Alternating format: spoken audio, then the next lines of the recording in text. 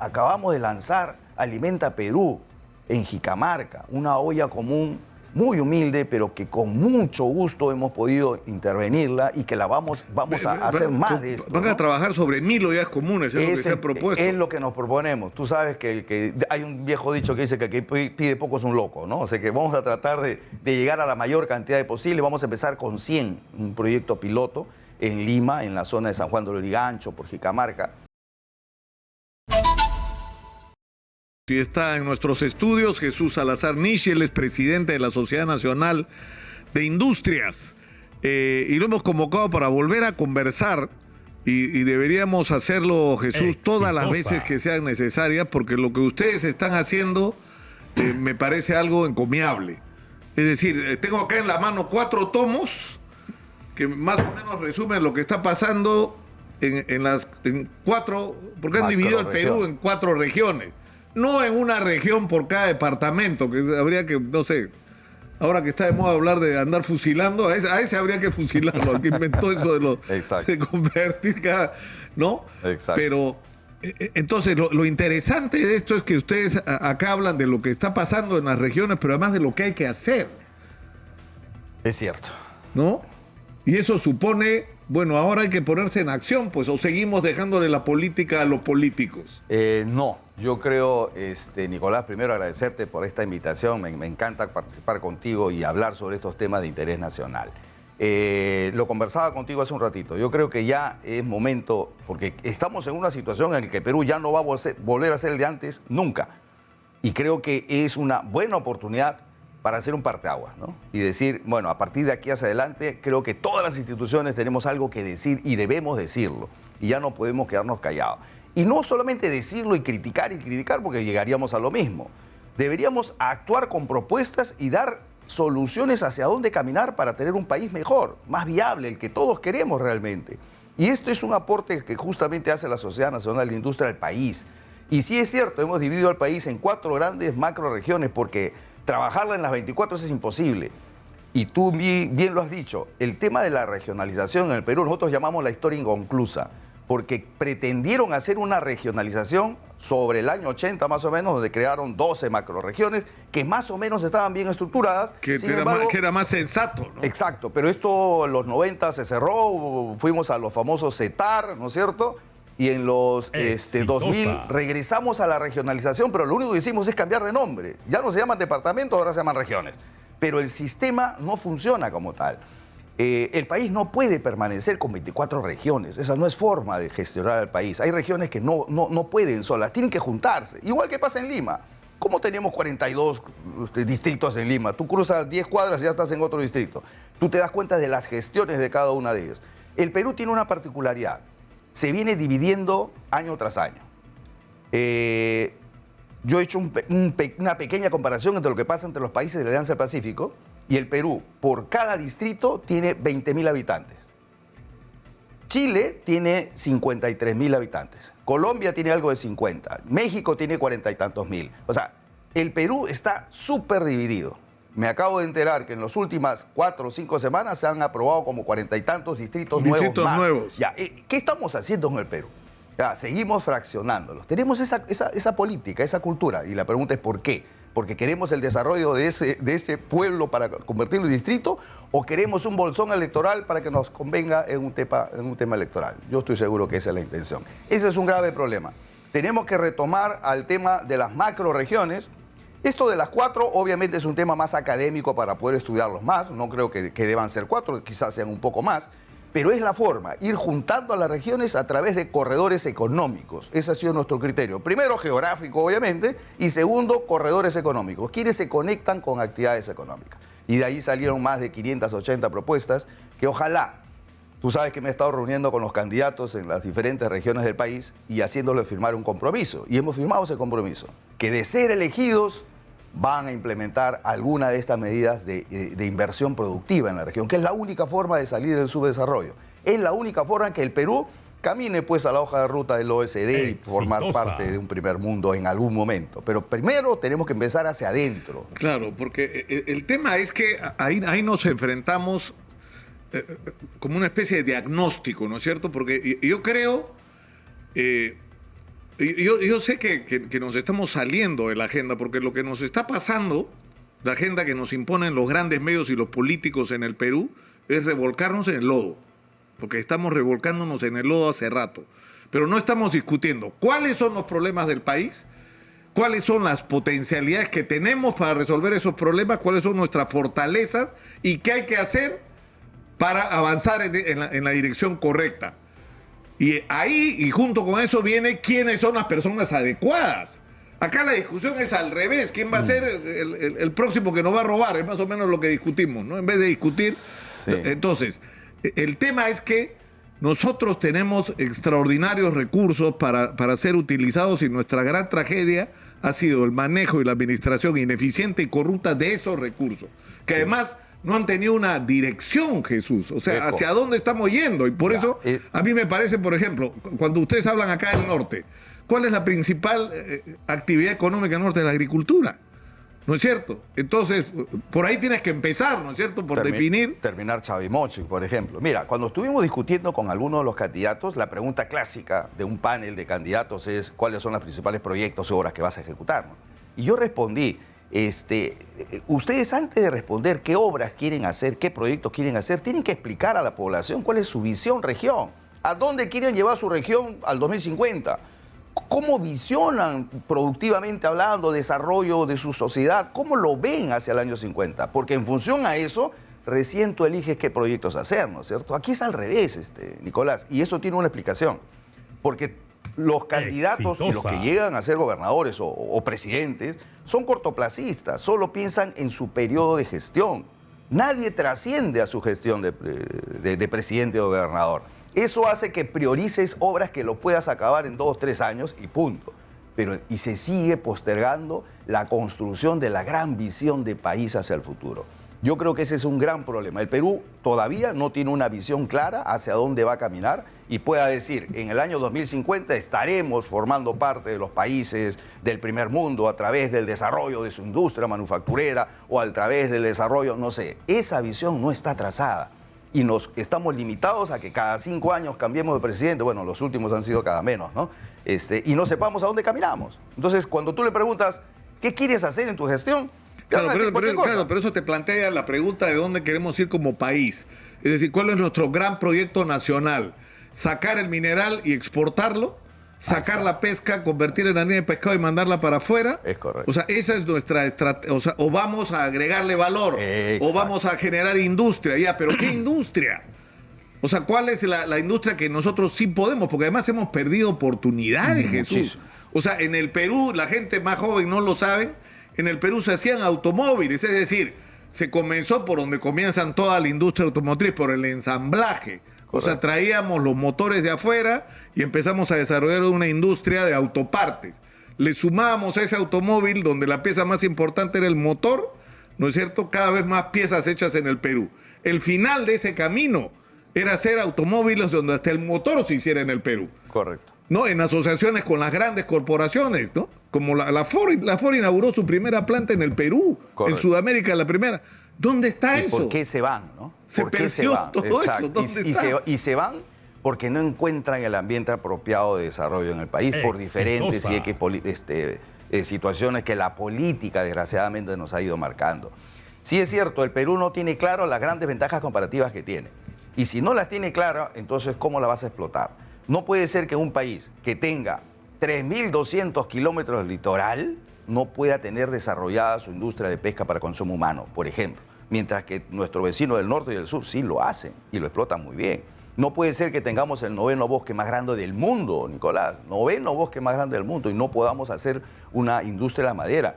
Tú sabes que en Pucallpa hay carpetas para los colegios públicos importados desde la China, por ejemplo. Eso es una locura, ¿no es cierto? O sea, no vemos nuestro potencial, no desarrollamos manufactura, seguimos siendo países sobre todo de exportación primaria. Por eso me gusta que, por ejemplo, ahora se esté desarrollando las exportaciones no tradicionales. La agroindustria es un gran ejemplo de ello. Pero ¿cómo desarrolló la agroindustria? Porque tuvo una política sectorial que se ocupó de los problemas del sector y los potenció. Y propició que haya inversión en el sector. Eso se llama política sectorial. Y en eso se basa este libro, Nicolás, porque lo que proponemos acá es qué potencialidades tiene cada región y sobre eso cómo llevamos inversión productiva, manufacturera. Porque no hay país en el mundo que haya llegado a ser parte del primer mundo si no primero desarrolló su industria manufacturera. Y nosotros estamos trabajando al revés, Nicolás. Desde el año 70, en que estábamos por encima del 18% del PBI manufactura, año a año ha ido decreciendo, pero de forma constante. Y el año pasado hemos cerrado con 13% de PBI manufacturero. Si yo hago un cálculo y una tendencia, ya te imaginas qué va a pasar con la industria de acá a 15, 20 años más. Eso es lo que queremos para el país. Además, lo increíble que ocurre es el circuito. Yo he conversado en los últimos tiempos con la gente de Corea, con la representante comercial de Taiwán, y lo que me dicen son cosas increíbles. Es decir, ustedes tienen lo que nosotros no tenemos, y lo absurdo es que nosotros le mandamos la materia prima para que ellos nos devuelvan el producto terminado que lo han fabricado con lo que nosotros les hemos mandado. Es decir, sin nosotros no podrían hacer lo que... ¿Dónde han invertido ellos? En su gente, en el talento humano, en la gente que sabe lo que hay que hacer para aprovechar los recursos, ¿no? Necesitamos trabajar mucho en el capital humano, porque ahí se cimienta todo el crecimiento, como bien lo dices tú, y eso lo ves en cualquier empresa, y en el país con mucho más razón. Sin embargo, yo te pregunto, ¿y qué está haciendo el Estado y la sociedad en general? Porque yo también aquí me meto en el problema como parte del problema también. ¿Qué estamos haciendo como sociedad, por ejemplo, para trabajar con el tema de la anemia y de desnutrición? Somos uno de los países con más altas tasas de anemia. En promedio somos 40% de anemia en el Perú. Pero tienes regiones como Puno que tienen 70% de anemia en el Perú. Entonces, ese es el capital humano. Esos niños son los que van a mañana dirigir las instituciones, van a estar en nuestras empresas, en el Estado. ¿Estamos trabajando por eso? Yo no escucho todos los días que ese sea un tema de agenda. Claro, porque por ejemplo, tú lo ves, yo lo digo cuando se discute el tema de la educación pública y se habla de que la crisis de infraestructura ya ahorita bordea los 130.000 millones de soles. De crisis de infraestructura, o sea, tendrías que invertir en el Perú 130.000 millones de soles para estar como deberíamos, pero invertimos 3.500 al año. O sea que dentro de 25 años hablemos terminado de hacer las cosas para estar como hoy. Pero estamos discutiendo, Jesús, si en los colegios hay baños, si hay agua potable, si los desagües funcionan, si hay electricidad. Y no estamos discutiendo el contenido de la educación, que es lo que debería ser nuestra prioridad, el tipo de educación que vamos a dar en función del producto que tenemos como país. Yo tengo la misma preocupación que tú. Yo no sé la percepción que tienen los demás, pero los que ya estamos más o menos en la generación en la que estamos nosotros vemos las diferencias. Yo creo que la formación no es la correcta el día de hoy. No vemos esos grandes cambios que deberían haberse dado. Y si hablamos de infraestructura, tú sabes que en el Perú solo el 30% de los colegios tienen agua, desagüe, electricidad. O sea, es increíble, ¿no es cierto? No podemos seguir postergando el crecimiento de nuestro país. Deberíamos mirar hacia las regiones. ¿Por qué miramos nosotros hacia las regiones? Porque el Perú es un país muy heterogéneo. Y esto lo saben todos, no estamos descubriendo la pólvora, Nicolás, pero nadie lo pone en agenda. Yo no veo al Parlamento hoy discutiendo sobre cómo generar inversión productiva en las regiones, que debería ser su función. Esto que estamos proponiendo nosotros ya lo presentamos al Congreso y estoy pidiendo me dé un espacio para poder explicarlo, para que los congresistas entiendan que hay que generar leyes que produzcan inversiones en las regiones. Si el Perú no se convierte en un país homogéneo, está destinado a seguir siempre de media tabla. Necesitamos llevar inversiones productivas en las regiones. ¿Cómo? Aplicando las ventajas competitivas que tiene cada región. Tú lo has dicho, hay regiones donde se puede aprovechar más unas que otras ventajas. Por ejemplo, toda la sierra y la selva tienen grandes espejos de agua. En esos espejos de agua se puede hacer acuicultura y podríamos potenciar el sector pesca de consumo humano como para la exportación y ser otro sector exitoso como el de la agroexportación. Debemos sacar a las regiones de la pobreza como lo hizo Ica. Ica hoy es la región menos pobre, 6.6% de pobreza, el menos pobre. Tú vas a Ica y no consigues a un trabajador de la noche a la mañana porque la gente está ocupada. El promedio de sueldos en Ica es el mayor. Y la pregunta, ¿por qué? Porque hubo inversión, porque la empresa privada llegó, invirtió, desarrolló industria, la agroindustria. Eso se hace con política sectorial. Hagamos lo mismo con textil, con calzado, hagamos lo mismo con plásticos, hagamos lo mismo con metalmecánica. Hay muchos sectores que potenciar. La pregunta, Jesús, es, esto que estamos discutiendo no es ni agenda en los medios, no es agenda en el Parlamento y no es precisamente la prioridad del presidente de la República. Entonces, ¿qué hay que hacer? Que es una interrogante que la gente se hace, que se vayan todos, porque la gente está harta, ya que se vaya Castillo, que se vaya el Congreso, ya, pero ¿qué va a venir después? Vamos a repetir otra vez la historia de escoger entre lo que haya el mal menor, ¿no es cierto? O el peor entre los más, no sé. Sí. Pero si no introducimos esto en la agenda, estamos perdidos, porque vamos a repetir y repetir la historia. Por eso es que nosotros nos preocupamos en poner en la agenda y en discusión temas que realmente aporten, porque yo creo que de críticas ya estamos hasta el cuello. Todo el mundo sale a criticar y todo el mundo dice lo mal que estamos, pero no escucho que salgan a decir qué tenemos que hacer. Yo no estoy hablando que el tema político y económico son cuerdas separadas y que cada uno siga su rumbo. No, yo creo que no más. Yo creo que hay que mezclarlas porque la propia realidad no dice que es así. Sin embargo, no podemos quedarnos en la coyuntura del problema y quedarnos ahí. Debemos ir más allá, debemos ir a la propuesta de desarrollo y en ese camino estamos nosotros. Ahora, hay propuestas bien específicas que ustedes han hecho. Por ejemplo, el tema del proyecto de ley para que le compre el Estado a las micro y pequeñas empresas, ¿no es cierto? Porque hay mucho palabreo sobre que lo importante de la pequeña empresa, la gran generadora de empleo en el Perú, ya, pues, pero ¿qué estás haciendo por ellas, no? Mira, estamos preparando, Nicolás, el informe de los 100 primeros días de gestión, porque ya el sábado cumplí 100 días frente a la presidencia y hemos tenido varios logros de los cuales nos sentimos, la verdad, bastante orgullosos de poder haber aportado. Uno de ellos es lo que tú dices. Impulsamos a que el 40% de las compras sean compras para las MIPES, pero aquí había una trampita. MIPE, pero con productos peruanos, pues. Exitosa. Porque tú sabes que quienes ganaban, en efecto, esa licitación MIPE eran pequeñas empresas que importaban de la China todo.